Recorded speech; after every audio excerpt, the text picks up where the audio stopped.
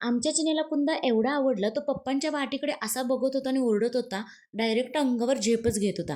"हाय, मी प्राची. आज मी चाललेले माझ्या माहेरी मम्मीला भेटायला, म्हणजे घरातल्या सगळ्यांनाच भेटायला.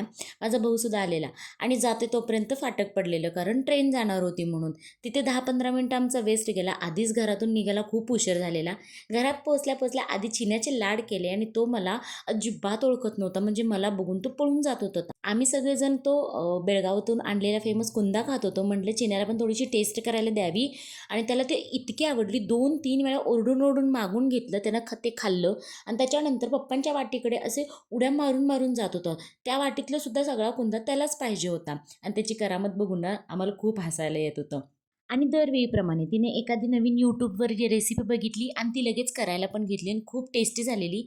त्याला काहीतरी त्रिकोणी समोसा असं काहीतरी म्हणतात. मी ह्याची रेसिपी 2-3 वेळा Instaला बघितलीसुद्धा होती आणि टेस्टला म्हणाल तर एक नंबर झालेलं आणि त्याच्यासोबत तिने रव्याचा डोसासुद्धा बनवला होता. तोही खूप टेस्टी झालेला. मस्त नाश्ता करून घेतला पोटभर. बघू शकता किती टेम्प्टिंग दिसते ते.